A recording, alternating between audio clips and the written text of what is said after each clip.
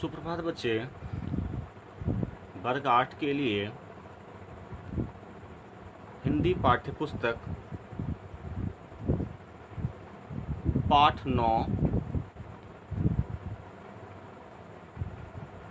संतोष की सरिता लेकर आपके पास उपस्थित हूँ। संतोष की सरिता जिसके लेखक विपुल ज्वाला प्रसाद हैं। संतोष की सरिता एक मर्मस्पर्शी कहानी है। मर्मस्पर्शी कहने का मतलब हमारे दिल को छू जाने वाली कहानियों में से एक है।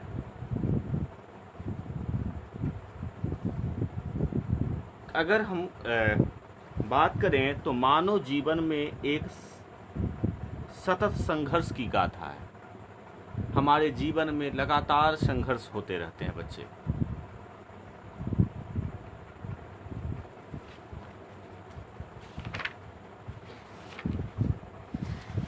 और उस संघर्ष में अपनेपन व प्रेम का भाव ही एक परिवार की आधारशिला है। अपनेपन और प्रेम की भाव ये परिवार को क्या करता है, जोड़े रखता है। स्नेहपूर्ण संबंध ही आपस में जीवन की संतुष्टि का अनुभव कराते हैं। स्नेहपूर्ण संबंध ही आपस में जीवन में संतुष्टि का अनुभव कराती है ना। प्रेम के प्रेम का ही जो संदेश है ये आत्मसंतुष्टि बनाता है। हमें रिश्तों की कद्र करनी चाहिए। अपने पराये की सोच त्याग कर छोटे बड़ों सभी के प्रति प्रेम और सम्मान का भाव रखना चाहिए।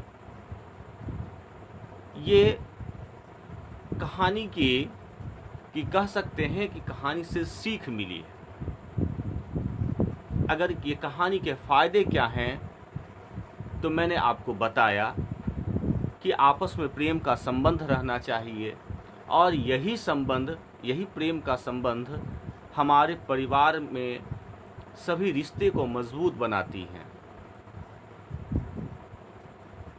और अपने पराये की सोच त्याग कर छोटे बड़ों के प्रति कौन अपने हैं कौन पराये हैं। कभी कभी हमने देखा है कि हमारे चचेरे ममेरे फुफेरे भी भाई बहन हैं, वो अपनों से कहीं बढ़कर होते हैं।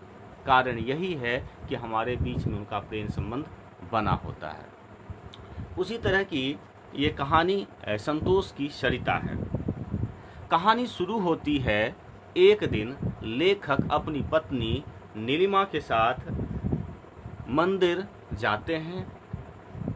दर्शन के बाद लड्डू प्रसाद के रूप में बांटते हैं और लड्डू बांटते हुए एक आदमी के पास पहुंचते हैं। जब उन्हें पूरी लड्डू दी जाती है तो वो पूरे लेने से मना करते हैं और उससे कुछ भाग मांगते हैं कि मुझे कुछ पूरी लड्डू न देकर उसके कुछ ही भाग को मुझे दे दिया जाए। ये चीज़ लेखक गौर से कहीं देखते रहते हैं, कौतूहकवश, है ना। हम शब्द यहाँ पर देखते हैं कौतूहकवश।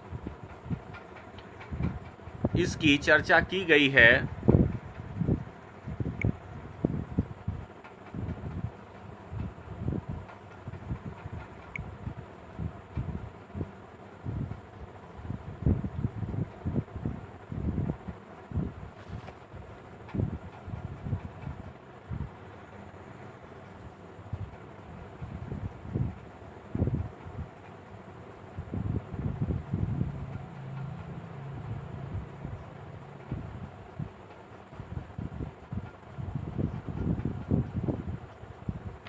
है ना।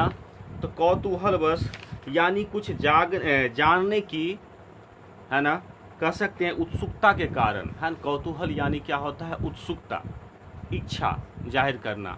तो कौतूहलवश ये कौन है ना, उस व्यक्ति के प्रति लेखक का एक सोच कुछ अलग ही इच्छा जगती है उनको जानने के लिए, है ना।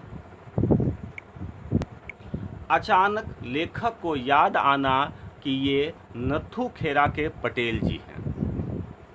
कहानी धीरे धीरे बढ़ती है, नीलिमा प्रसाद देते हैं और कौतूहलवश लेखक उस वृद्ध व्यक्ति को गौर से देखते हैं और उन्हें याद आ जाता है कि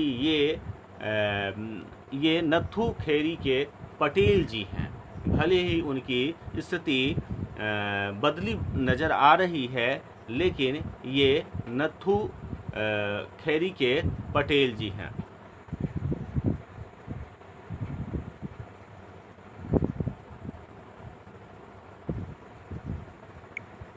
अभी उस वृद्ध व्यक्ति को देखकर स्मरण कर ही रहे थे कि उन्हें याद आया कि नथु खेरी में जब स्टेशन मास्टर था और मेल को ऑल राइट सिग्नल दिखाकर जब मैं ऑफिस पहुंचा तो वहां के हमारे साथ में काम करने वाले लोग उनका परिचय दे रहे थे और पटेल जी ने राम राम बाबू शाह कहने का मतलब बाबू साहब न बोलकर बाबू शाह बोलते हैं, है ना।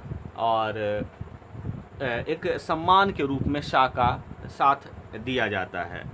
उन्हें अभिवादन किया और सहयोगी इस बीच में बोल पड़ते हैं कि ये हैं नथु खेरा गांव के पटेल जी। यहाँ पर आप नथु खेरा के पटेल जी हैं। बड़े जो सम्मान जब हम देते हैं किन्हीं को तो हम ऐसा मानते हैं कि हम वहाँ पर आप शब्द का प्रयोग करते हैं। कोई महान हस्ती या बड़े लोगों को जब हम परिचय करते हैं तो आप हैं भारत के जो भी है उनके आप शब्द कह के हम लोग प्रयोग करते हैं। तो आप नथु खेरा के पटेल जी हैं और इनके हाकिम हुक्मरान, यहाँ पर शब्द है हाकिम हुक्मरान। हम बताना चाहेंगे बच्चे यहाँ पर इसके अर्थ के बारे में।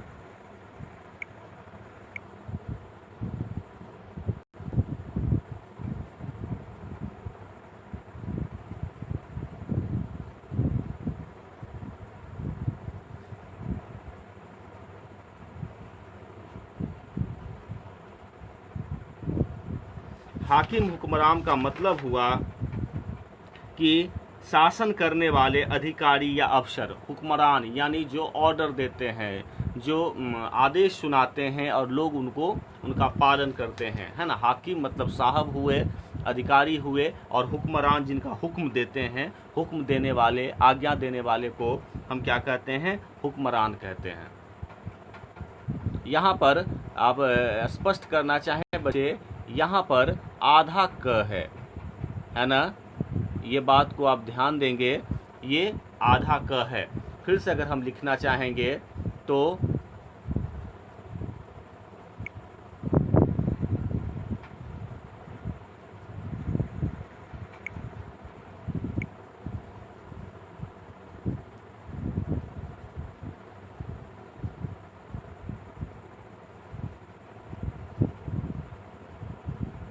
जी, हुक्मरान जो हुक्म देते हैं, जिनका हुक्म का पालन होता है। इस तरह से परिचय होता है। धीरे धीरे परिचय और संबंध गहरे होते चले जाते हैं। जब नथु खेरा में लेखक थे तो उनका खान पान धीरे धीरे पटेल जी के ही मदद से होने लगी। वहाँ पर लेखक के कोई परिवार नहीं थे और पटेल जी के ही तरफ से उनके लिए खाना आता था। बात बीतते गई।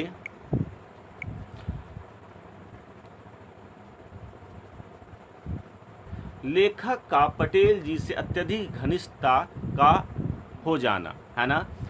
आपस में घनिष्ठता इस प्रकार बढ़ी कि गांव में लेखक को पटेल जी अपने खेत दिखाने के लिए ले जाते हैं और खेत के बारे में यहाँ पर लेखक ने कहा है कि जो घूमने जाते हैं खेतों में फूली सरसों को देखकर मानो प्रकृति ने पृथ्वी पर पीली चादर बिछा दी है। ये सरसों के जो फूल दिखते हैं तो ऐसा प्रतीत होता है कि प्रकृति ने धरती पर पीली चादर बिछा दी हैं। तो इस प्रकार अलग अलग अच्छे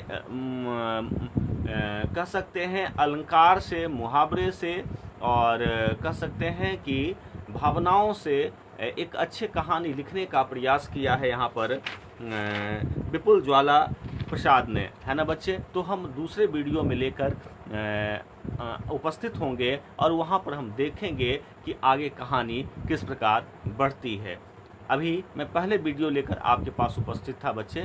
धन्यवाद आपका।